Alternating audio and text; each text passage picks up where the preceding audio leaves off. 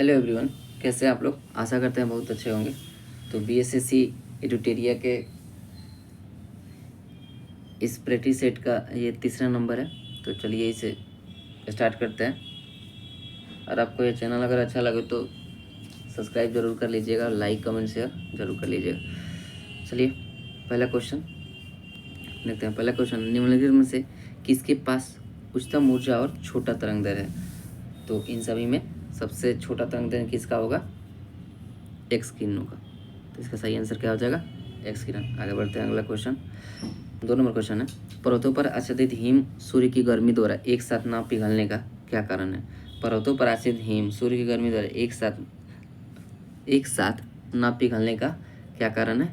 तो इसका आंसर हो जाएगा, इसमें संगलन की गुप्त ऊष्मा होती है। तो चलिए अगला क्वेश्चन देखते हैं। 3 नंबर क्वेश्चन है, अंडाशय द्वारा कौन सा कार्य किया जाता है? तो डिम का निर्माण, प्रोजेस्टन का स्राव और एस्ट्रोजन का स्राव। तो इसमें अंडाशय के द्वारा सभी कार्य किए जाते हैं। चलिए अगला क्वेश्चन की तरफ देखते हैं। ब्रायोफाइटा में बीजाणु मातृकोशिका होती है। 4 नंबर क्वेश्चन, ब्रायोफाइटा में बीजाणु मातृकोशिका होती है। तो इसका सही आंसर हो जाएगा द्विगुणित। क्या हो जाएगा? द्विगुणित। चलिए आगे तरफ बढ़ते हैं, अगला क्वेश्चन की तरफ देखते हैं। अगला क्वेश्चन है, आणविक ऑक्सीजन की पत्तियों से निकलना कौन सी भौतिक प्रक्रिया? आणविक ऑक्सीजन का पत्तियों से निकलना कौन सा भौतिक प्रक्रिया? मतलब कि जो प्रकाश संश्लेषण द्वारा ऑक्सीजन का निर्माण होता है तो पत्तियों से बाहर निकलता है। तो कौन किस विधि से निकलता है? विसरण विधि से। किस विधि से? विसरण विधि से। तो इसका सही आंसर हो जाएगा ऑप्शन ए। 6 नंबर क्वेश्चन देते हैं। प्रोटीन संश्लेषण की क्रियात्मक इकाई क्या है? तो प्रोटीन संश्लेषण की क्रियात्मक इकाई क्या है? तो प्रोटीन संश्लेषण की क्रियात्मक इकाई है पॉलीजोम। क्या है? पॉलीजोम। प्रोटीन संश्लेषण की क्रियात्मक इकाई क्या है? पॉलीजोम। चलिए 7 नंबर क्वेश्चन को देखते हैं। 7 नंबर क्वेश्चन है, जब झूले पर बैठा कोई व्यक्ति उस पर खड़ा हो जाता है तो झूले की दोलन की आवृत्ति क्या होती है? तो दोलन की आवृत्ति क्या होती है? बढ़ जाती है। क्या होती है? बढ़ जाती है। अगला क्वेश्चन है 8 नंबर, जब सोडियम और क्लोरीन अभिक्रिया करते हैं तब ऊर्जा क्या होता है? तो उसमें ऊर्जा उत्पन्न होती है और क्या होता है? आयनिक बंध बनता है। तो उसमें ऊर्जा उत्पन्न होती है और आयनिक बंध बनता है। ऑप्शन ए नंबर इसका सही आंसर हो जाएगा। 9 नंबर क्वेश्चन देखते हैं। निम्नलिखित में से नाइट्रोजन की किस ऑक्साइड का उपयोग निषेचक के रूप में किया जाता है? तो किसका उपयोग निषेचक के रूप में किया जाता है? तो एनटूओ। एनटूओ मतलब नाइट्रस ऑक्साइड। तो इसका सही आंसर हो जाएगा, इसे लाफिंग गैस भी कहते हैं। इसका सही आंसर ए ऑप्शन हो जाएगा। चलिए अगले क्वेश्चन की तरफ देखते हैं। निम्नलिखित में से किसे मिलाने पर सीमेंट का जमना धीरे धीरे, मतलब सीमेंट धीरे धीरे जमता है? तो जिप्सम को मिला देने से। जिप्सम को मिला देने से सीमेंट क्या होता है? धीरे धीरे जमता है। सोडियम से एक बीटा उत्सर्जन के बाद बनने वाला पदार्थ कौन सा है? तो सोडियम से एक बीटा उत्सर्जन से बनने वाला पदार्थ कौन है? मैग्नीशियम। कौन है? मैग्नीशियम। चलिए अगले क्वेश्चन की तरफ बढ़ते हैं। इमली में कौन सा आम पाया जाता है? इमली में और अंगूर में टार्टरिक एसिड पाया जाता है। तो चलिए अगले क्वेश्चन की तरफ बढ़ते हैं। लैक्टिक एसिड दूध में, सैटिक एसिड नींबू में, मेथेनोइक एसिड को क्या बोलते हैं? एसिटिक एसिड जो चींटी के डंक पे पाया जाता है। चलिए अगले क्वेश्चन की तरफ बढ़ते हैं। नाभिकीय रिएक्टर में न्यूट्रॉनों को अवशोषित करने वाला कौन सा तत्व है? तो न्यूट्रॉनों को शोषित करने वाला कौन सा तत्व है? कैडमियम। कैडमियम की छड़ें न्यूट्रॉन क्या करती है? अवशोषित करते हैं। और D2 और ग्रेफाइट क्या करती है? न्यूट्रॉन की गति को मंदित करता है उसमें।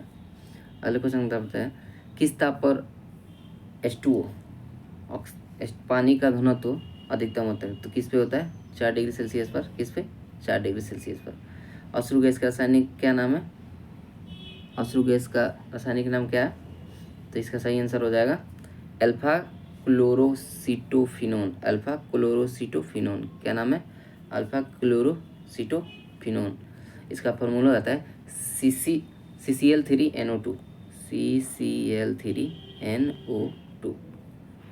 चलिए अगले क्वेश्चन की तरफ बढ़ते हैं। 16 नंबर क्वेश्चन देखते हैं। कार्नोटाइट। कार्नोटाइट किसका आयस है? तो कार्नोटाइट किसका आयस का है?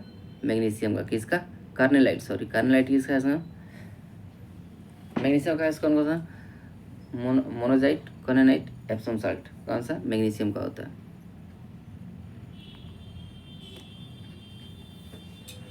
और एल्युमिनियम कौन कौन कौन होता है? Bauxite, cryolite, corundum, diaspore, bauxite, cryolite, corundum, diaspore, kaolin, alunite, ये सब। और मानिक और नीलन में किसके होते हैं? एल्युमिनियम का होता है। चलिए अगले तरफ अगले क्वेश्चन को तो देखते हैं। लोहे के बुरादे में तनु HCl को डालने से क्या होगा? जैसे लोहे के बुरादे तनु HCl में जैसे Fe प्लस HCl, तो इसमें डालेंगे तो क्या होगा? तो क्या होता है इसमें? क्लोरीन गैस और आयरन ऑक्साइड बनते हैं। कौन बनता है?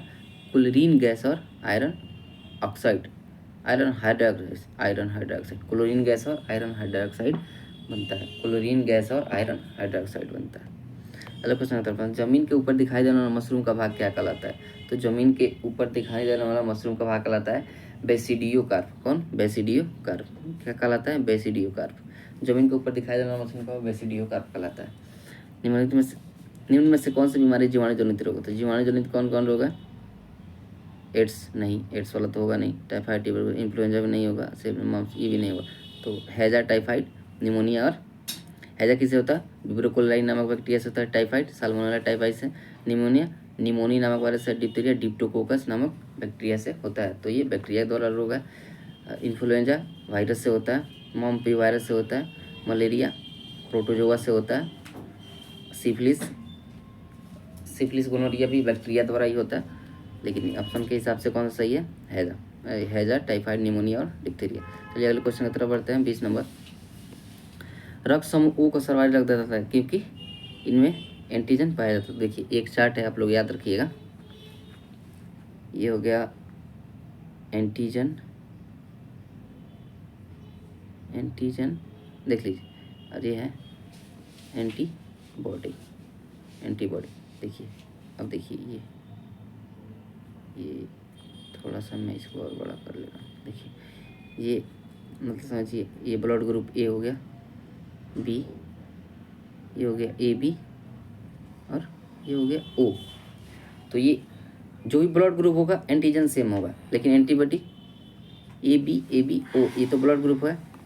तो इसमें एंटीजन O वाला में, ब्लड ग्रुप O में एंटीजन नहीं पाया जाता है। अब देखिए इसमें एंटीबॉडी में B, सीधे उल्टा कर BA, इसमें नो और ये AB। देखिए क्वेश्चन क्या पूछा है?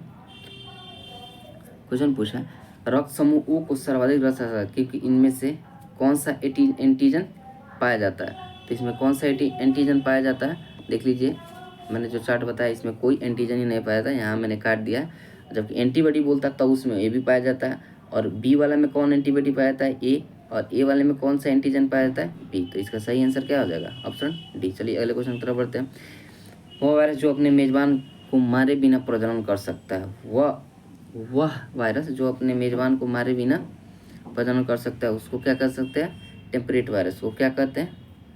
Temperate virus. अगला क्वेश्चन, स्तनधारियों में सामान्य श्वसन के दौरान डायफ्राम होता है। तो सामान्य श्वसन के दौरान डायफ्राम क्या होता है? धनुष्कार, चपटा और नीचे धंसा हुआ, इनमें से सभी। मानव शरीर की सबसे बड़ी ग्रंथि कौन सी होती है? तो सबसे बड़ी ग्रंथि कौन सी होती है? यकृत होती है। कौन सी? यकृत होती है। चलिए अगले क्वेश्चन, और मिश्रित ग्रंथि कौन सी होती है? अग्नाशय होती है। मिश्रित ग्रंथ या दूसरी सबसे बड़ी ग्रंथि भी अग्नाशय होती है। पीयूष ग्रंथि, इसे मास्टर ग्लैंड भी कहा जाता है। चलिए अगले क्वेश्चन की तरफ बढ़ते हैं। विटामिन ई का महत्वपूर्ण स्रोत क्या है? तो अंकुरित अनाज। क्या है? अंकुरित अनाज। विटामिन ई का महत्वपूर्ण स्रोत क्या है? अंकुरित अनाज। तो विटामिन ई को ही सौंदर्य का विटामिन भी कहते हैं, बालों के लिए और ब्यूटी के लिए, ब्यूटी विटामिन भी कहते हैं इसको। अगले क्वेश्चन की तरफ बढ़ते हैं। निम्नलिखित में से किस युग में खुला परिसंचरण तंत्र पाया जाता है? तो खुला परिसंचरण किस में पाया जाता है? तो कॉकरोच में पाया जाता है और एक केकड़ा। तो कॉकरोच और केकड़ा में क्या पाया जाता है? खुला परिसंचरण तंत्र।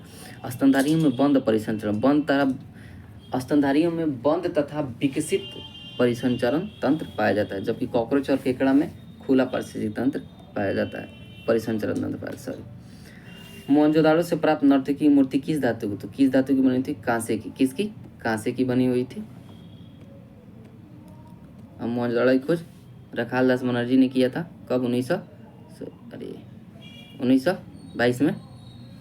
और मोहनजोदड़ो से एक पुजारी की मूर्ति मिली हुई है। बृहत स्नानागार पाया गया है। और मोहनजोदड़ो किसके नदी?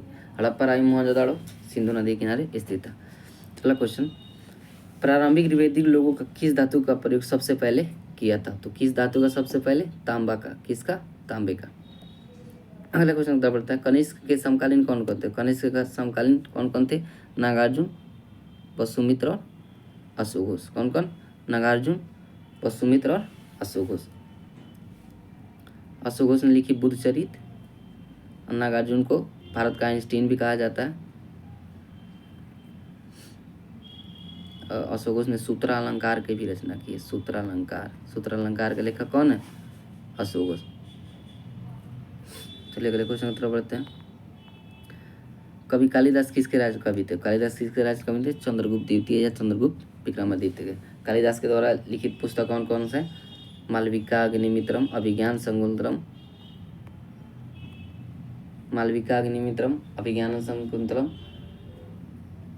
चलिए आगे क्वेश्चन उत्तर बढ़ते हैं। वे दो वंशज थे। वे दो वंशज कौन थे जिन्होंने खिलजी के शासकों के तत्काल पहले और बाद में, मतलब खिलजी के पहले और बाद में किन्होंने शासक किया था?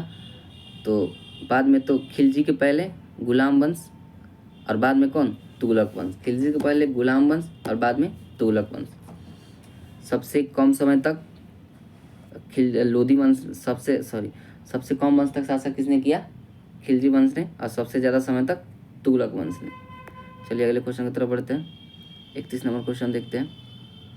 मदद-ए-मास मुगल प्रशासन किससे संबंधित था? तो मदद-ए-मास विद्वानों को दी जाने वाली राजकीय भूमि। ये राजस्व मतलब इसमें कर नहीं, विद्वानों को, पंडितों को दिया जाता था।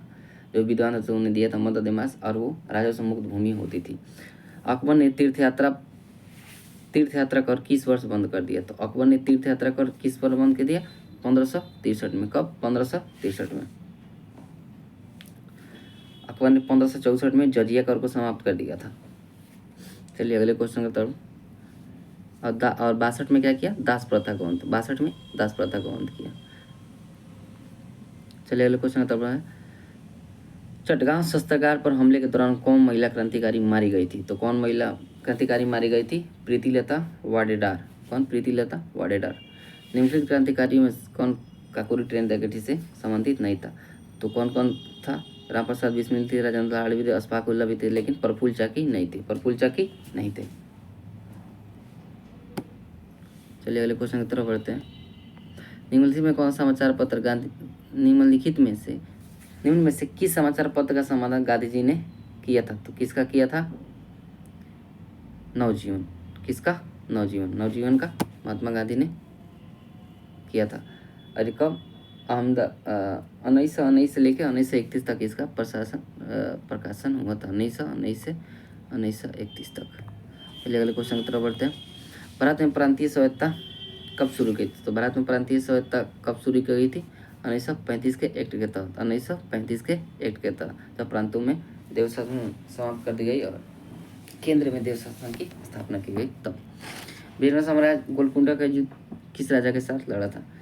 विजयनगर के राजा कृष्णदेव राय ने गोलकुंडा का युद्ध किसके साथ लड़ा था? तो किसके साथ? कुली कुतुब शाह ने। कुली कुतुब शाह के साथ। चलिए 38वां नंबर क्वेश्चन देखते हैं। नेशनल कॉलेज और बिहार विद्यापीठ का शिलान्यास किसने किया था? नेशनल कॉलेज और बिहार विद्यापीठ का शिलान्यास किसने किया था? तो किसने किया था? महात्मा गांधी ने। किसने? महात्मा गांधी ने। चलिए अगले क्वेश्चन की तरफ बढ़ते हैं। 1946 में बनी अंतरिम सरकार में डॉक्टर राजेंद्र प्रसाद कौन सा विभाग था? तो कौन सा विभाग था? खाद्य एवं कृषि। रक्षा मंत्री बलदेव सिंह थे। गृह मंत्री सरदार वल्लभ भाई पटेल थे। और रेलवे मंत्री आसफ खान रेलवे मंत्री थे। ठीक है। चलिए अगले क्वेश्चन की तरफ बढ़ते हैं। भारत में संसदीय ढांचे में 2 अस्थायी सदनों का नाम बताइए। तो भारत में अस्थायी कौन सा होता है? तो पहले तो राज्यसभा होगा नहीं, राज्यसभा तो काट ही दे। तो लोकसभा, अब विधान परिषद में नहीं होगा। तो कौन कौन सा होगा? लोकसभा और विधानसभा। कौन? लोकसभा, विधानसभा। तो 40 का आंसर क्या हो जाएगा? डी। चलिए अगले क्वेश्चन की तरफ बढ़ते हैं। 41 नंबर। राष्ट्रीय कोष का अभिरक्षक अंग। राष्ट्रीय कोष का अभिरक्षक अंग कौन सा है? तो राष्ट्रीय कोष का अभिरक्षक अंग है विधानमंडल। कौन? विधानमंडल। संघ लोक सेवा आयोग के किस सदस्य को किसके द्वारा हटाया सकता है? उच्चतम न्यायालय सम लोक सेवा का राष्ट्रपति के द्वारा, राष्ट्रपति के द्वारा ही हटाया जा सकता है। कब हटाया जा सकता है? जब उच्च न्यायालय क्या कर दे, यस उन पे लगे आरोपों को सिद्ध कर दे, तभी राष्ट्रपति हटा सकते हैं। चलिए अगले क्वेश्चन की तरफ बढ़ते हैं। निम्न से एक भारत संघ का सह राज्य था जो बाद में पूरा बनाया गया। कब? कौन था इसमें से? सिक्किम। सिक्किम को 35वें संविधान संशोधन द्वारा पहले सह राज्य बनाया गया और 36वें संविधान संशोधन द्वारा 1975 में 26 अप्रैल 1975 में पूर्ण राज्य का दर्जा प्रदान किया गया। सॉरी, इसमें सिक्किम होगा, मैंने राजस्थान पे मार दिया, सिक्किम होगा आंसर। चलिए अगले क्वेश्चन की तरफ बढ़ते हैं। अगले क्वेश्चन का निम्नलिखित में से किसने प्रभावक समूह को विधानमंडल का तीसरा सदन माना है? तो विधानमंडल का तीसरा सदन किसने माना है? H.M. फाइनर। कौन? H.M. फाइनर ने। अगले क्वेश्चन की तरफ बढ़ते हैं। अगला क्वेश्चन है, भारत के संविधान की प्रस्तावना किस देश से ली गई? तो प्रस्तावना की भाषा लिया गया है। प्रस्तावना तो लिया गया है कहाँ से? USA से। और प्रस्तावना की भाषा कहाँ से ली गई? प्रस्तावना अगर पूछता कहाँ गया?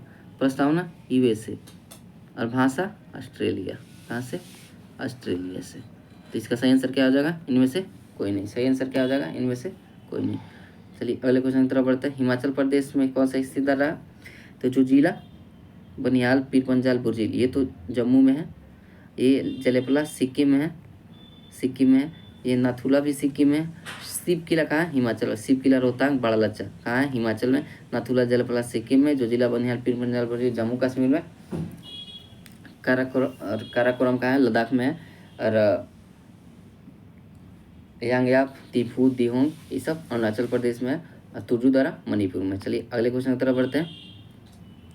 निम्नलिखित में से कौन सा देश अमेजन नदी बेसिन का एक हिस्सा है? अमेजन नदी बेसिन का कौन सा देश एक हिस्सा है? तो कौन सा देश है? इसका सही आंसर है वेनेजुएला। कौन? वेनेजुएला।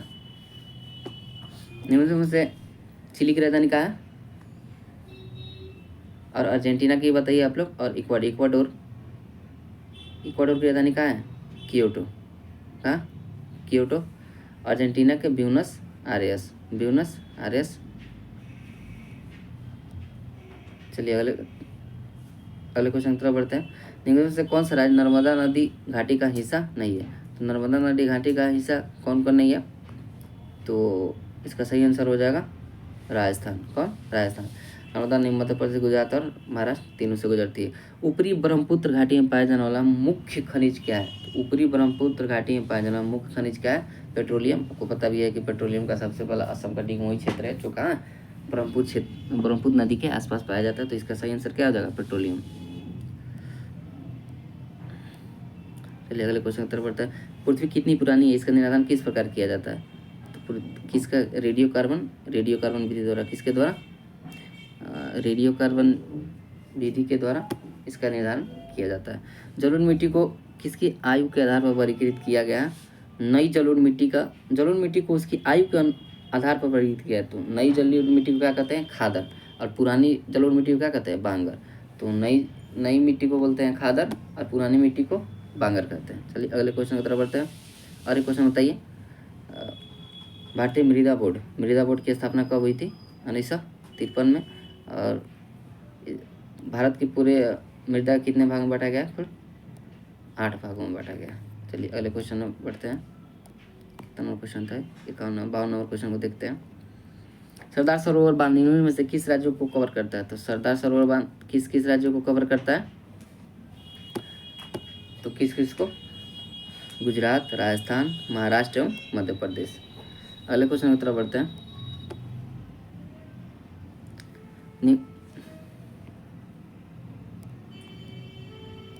निम्नलिखित में से कौन सा निजी कॉर्पोरेट क्षेत्र की बचत को दर्शाता है? निम्नलिखित में से कौन सा निजी कॉर्पोरेट क्षेत्र की को दर्शाता है? तो अवितरित लाभ। कौन सा? अवितरित लाभ। निम्नलिखित में से कौन सा बंदरगाह आजादी के बाद सबसे पहले बनाया गया था? निम्नलिखित में से कौन सा बंदरगाह आजादी के बाद सबसे पहले बनाया गया था? तो कौन सा? कांडला। पंडित दीनदयाल उपाध्याय इसका नया नाम है। कांडला कहाँ है? गुजरात में। कहाँ है? गुजरात में। कीमत सिद्धांत को क्या कहा जाता है? कीमत सिद्धांत को क्या कहा जाता है? व्यष्टि अर्थशास्त्र। क्या कहा जाता है? कीमत सिद्धांत को कहा जाता है व्यष्टि अर्थशास्त्र। क्या? व्यष्टि अर्थशास्त्र। कीमत सिद्धांत को व्यष्टि अर्थशास्त्र कहा जाता है। प्रतिवर्ष उपभोक्ता दिवस मनाया जाता है 15 मार्च को। कब? 15 मार्च को राष्ट्रीय उपभोक्ता नेशनल कंज्यूमर राष्ट्रीय उपभोक्ता दिवस 25 दिसंबर। कब? 25 दिसंबर राष्ट्रीय उपभोक्ता दिवस 25 दिसंबर। वाले उपभोक्ता दिवस पूछे तो 15 मार्च। अगले क्वेश्चन का बढ़ते हैं, राष्ट्रमंडल का महासचिव चुना जाने वाला पहला भारतीय कौन था? तो राष्ट्रमंडल का सचिव चुना जाने वाला पहला भारतीय था कमलेश शर्मा। कौन थे? कमलेश शर्मा। तो राष्ट्रमंडल का महासचिव चुने जाने वाले पहले भारतीय कौन थे? कमलेश शर्मा जी। चलिए अगले क्वेश्चन की तरफ बढ़ते हैं, भारत एक खनिज तेल उत्पादक क्षेत्र और इसकी अवस्थिति का सही युग्म कौन सा है? तो देखते हैं, इसका सही आंसर हो जाएगा सभी मिले। सुरमा घाटी असम में है, केजी बेसिन बंगाल की खाड़ी में, लुजियन क्षेत्र गुजरात में, लुजियन क्षेत्र गुजरात में है, सुरमा घाटी असम में है और केजी बेसिन बंगाल की खाड़ी में। टिहरी जल विद्युत कहाँ है? तो टिहरी जल विद्युत कहाँ है? टिहरी जल विद्युत उत्तराखंड में। कहाँ?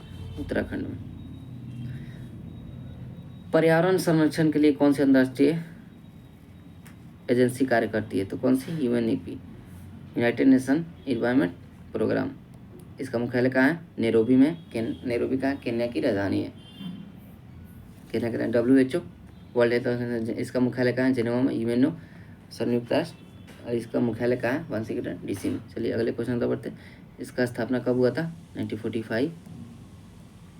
WHO का 1948, 1948। चलिए अगले क्वेश्चन की तरफ बढ़ते हैं, निम्न में से कौन सा पारिस्थितिक तंत्र में गैसीय जैव भू रासायनिक चक्र नहीं है?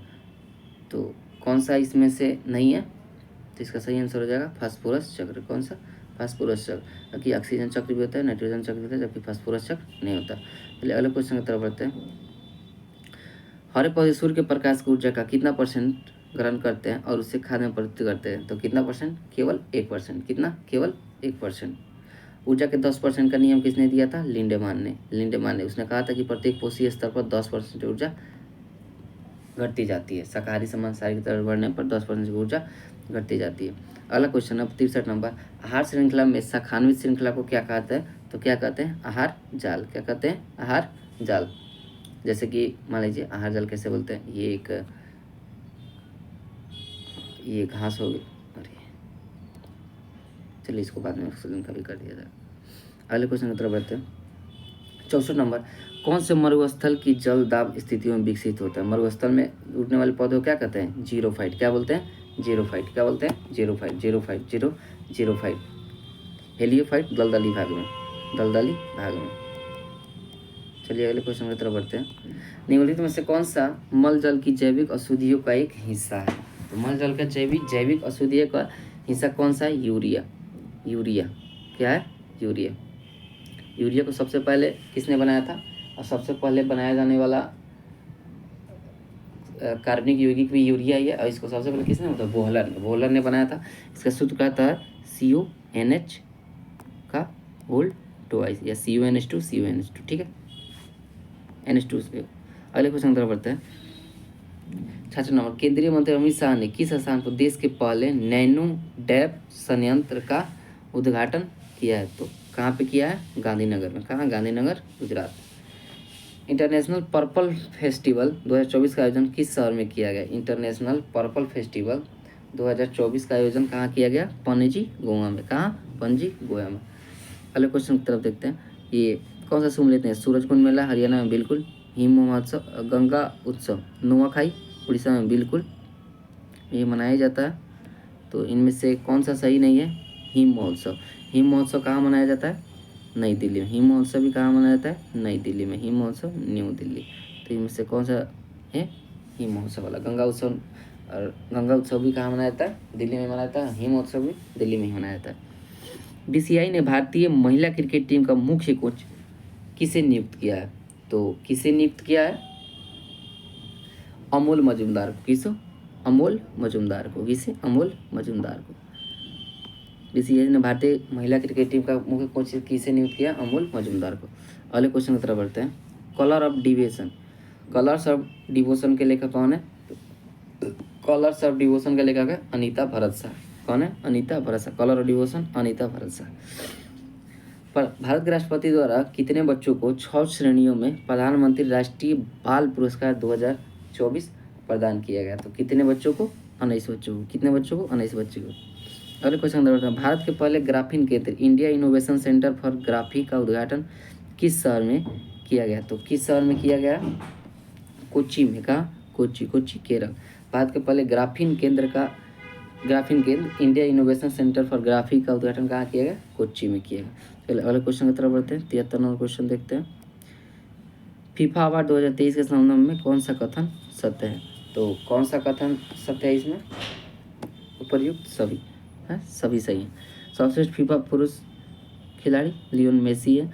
महिला फीफा महिला खिलाड़ी कौन है? एताना बोनमाती बार्सिलोना के हैं। एताना बालोमती। लियोन मेसी ने लगातार तीसरी बार यह अवार्ड अपने नाम किया। तो इसे महिला वाला भी आप लोग याद करिएगा, ये पूछ सकता है। जहाँ निम्नलिखित में से किस शहर को देश की पहली AICTE के रूप में विकसित किया जाएगा? तो देश के पहले AICTE कौन सा बनेगा? लखनऊ। कौन बनेगा? लखनऊ। लखनऊ। चलिए अगले क्वेश्चन उत्तर बढ़ते हैं। 75 नंबर क्वेश्चन देखते हैं। निम्नलिखित में से किसे हिंदी उपन्यास मुझे पहचानों के लिए 2023 का साहित्य अकादमी पुरस्कार दिया गया? तो किसे? संजीव को। किसे? संजीव। मुझे पहचानों के लेखक संजीव कौन है? संजीव। कौन है? संजीव। अब ये मैथ वाला क्वेश्चन है, मैं इसका बस आंसर बताते जाता हूँ, आप लोग इसे देख लीजिएगा। 76 नंबर, मतलब आप लोग इसे बनाने की ज़रूर कोशिश कीजिएगा। 76 नंबर क्वेश्चन है का आंसर हो जाएगा बी। 76 नंबर का बी हो जाएगा। 77 नंबर क्वेश्चन का आंसर हो जाएगा 12। आ जाएगा 12। पहले क्वेश्चन की तरफ बढ़ते हैं। 78 नंबर क्वेश्चन को देखते हैं। तो 78 नंबर क्वेश्चन का आंसर क्या हो जाएगा? 10.25। 79 नंबर क्वेश्चन का होगा 2.5%। 80 नंबर क्वेश्चन का आंसर हो जाएगा 3। कितना हो जाएगा? 3। चलिए आगे देखते हैं। 81 नंबर क्वेश्चन देते हैं। तो 81 का आंसर हो जाएगा 555 kg। 82 का आंसर हो जाएगा 50%। 83 का आंसर हो जाएगा 83 एक मिनट 83 का आंसर हो जाएगा 36 घंटे। 84 का आंसर हो जाएगा 12.5 घंटे। 85 देखते हैं। तो 85 का आंसर हो जाएगा 100 दिन ना, 100 दिन होगा इसका आंसर। 86 का होगा 86 का सही आंसर 11.1/3 दिन। 87, तो 87 का सही आंसर होगा 180 लीटर। कितना? 180 लीटर। चलिए अब 88 नंबर देखते हैं। तो 88 नंबर का सही आंसर होगा 10/8/5, 10:8/5। 89 का सही आंसर होगा 475 रुपये। कितने? 475 रुपये। 90 का सही आंसर हो जाएगा 90 नंबर क्वेश्चन का आंसर हो जाएगा 40 डिग्री। कितना? 40 डिग्री। 91 नंबर क्वेश्चन का आंसर होगा √3/2। √3/2। चलिए आगे बढ़ते हैं। 92 नंबर क्वेश्चन का आंसर हो जाएगा 103/65। कितना हो जाएगा? 103/65। 93 नंबर क्वेश्चन का आंसर हो जाएगा 56। कितना होगा? 56। 94 नंबर क्वेश्चन का आंसर हो जाएगा 40। चलिए आगे बढ़ते हैं। 95 नंबर क्वेश्चन देखते हैं। तो 95 नंबर क्वेश्चन का आंसर हो जाएगा 7। है ना? 7। 96 नंबर क्वेश्चन का आंसर हो जाएगा 24 वर्ष। आगे बढ़ते हैं। 97 नंबर क्वेश्चन का आंसर हो जाएगा 20। कितना? 20। 98 नंबर क्वेश्चन का आंसर हो जाएगा 29/24। 29/24। 99 नंबर क्वेश्चन का आंसर हो जाएगा 99 नंबर क्वेश्चन का आंसर होगा 4। कितना? 4। और 100 नंबर क्वेश्चन का आंसर होगा 40/60। कितना? 40/60। 101 नंबर क्वेश्चन का आंसर होगा 101 नंबर क्वेश्चन होगा सिस्मोग्राफ भूकंप। 102 का आंसर होगा 6/8/548। 6/8/548। 103 नंबर क्वेश्चन का आंसर होगा 256। कितना? 256। चलिए आगे बढ़ते हैं। 104 नंबर क्वेश्चन का आंसर होगा 86। कितना होगा? 86। चलिए अब 105 नंबर क्वेश्चन को देखते हैं। 105 नंबर क्वेश्चन का आंसर होगा 1023 और लास्ट में रहेगा 16।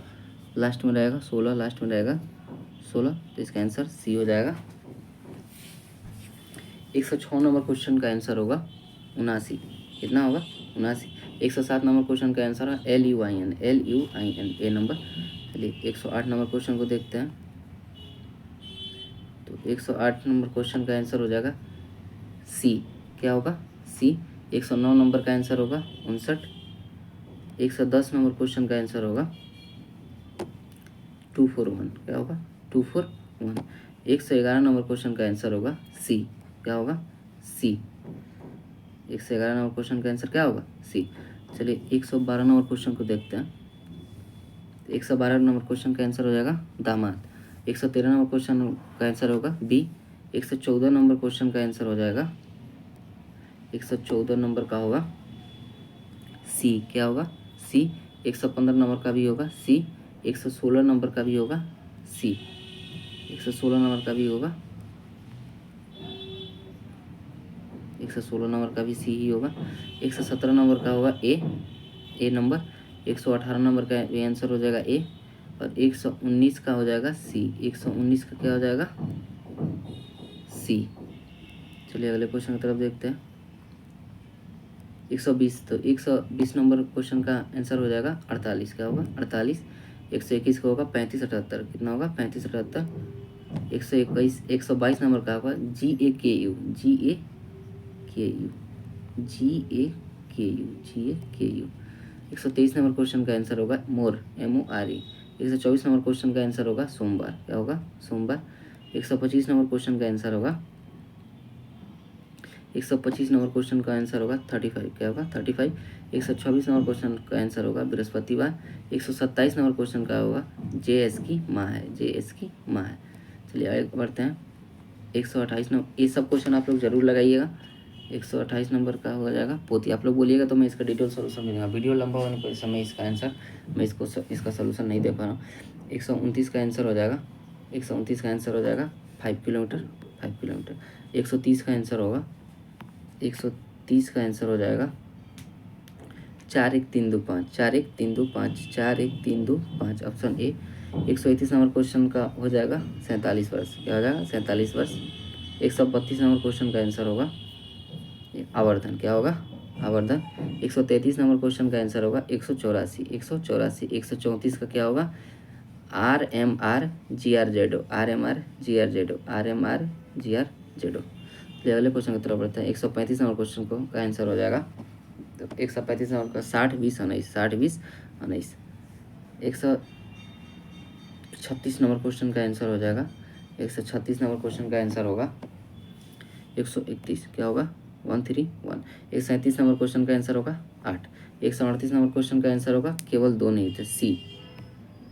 138 का क्या होगा? सी केवल 2। 139 का आंसर हो जाएगा 139 का आंसर हो जाएगा केवल एक डी। केवल एक डी। 140 का आंसर हो जाएगा 180 180। चलिए अगले क्वेश्चन की तरफ बढ़ते हैं। 141, तो 141 का आंसर होगा डी ऑप्शन। क्या होगा? D option. चलिए 142 नंबर क्वेश्चन को देखते हैं। 142 क्वेश्चन का आंसर क्या होगा? 4। 143 का क्या होगा? तो 143 का होगा 6। और 144 का आंसर होगा ऑप्शन डी। चलिए आगे बढ़ते हैं। 145 नंबर क्वेश्चन का आंसर होगा बी 125। 146 नंबर क्वेश्चन का होगा सर्जरी विशेषज्ञ। सर्जरी विशेषज्ञ को। 147 का आंसर होगा 147 का आंसर हो जाएगा सी 3। 148 नंबर क्वेश्चन का आंसर हो जाएगा बी। 148 का क्वेश्चन क्या होगा? बी। आंसर बी होगा। 149 का क्या हो जाएगा? तो 149 का हो जाएगा सी। 149 का सी। और 150 का आंसर हो जाएगा 150 का आंसर हो जाएगा सी। क्या होगा? सी। तो आशा करते हैं आपको ये वीडियो अच्छा लगा हो तो इसको शेयर जरूर कीजिएगा, लाइक और कमेंट, और चैनल को सब्सक्राइब जरूर कर लीजिएगा। हम रोज ऐसे ही इसके बाद जब भी ट्यूटोरियल समाप्त होगा तो हम ज्ञान बिंदु जैसे आप बोलिएगा या प्लेटफॉर्म, तो उसका हम डिटेल सोल्यूशन करवाएंगे। और आप लोग बोलेंगे तो मैथ और रीजनिंग का भी मैं डिटेल सोल्यूशन करवाऊँगा। तो अभी जय हिंद। आप लोग स्वस्थ रहे और स्वच्छ रहें।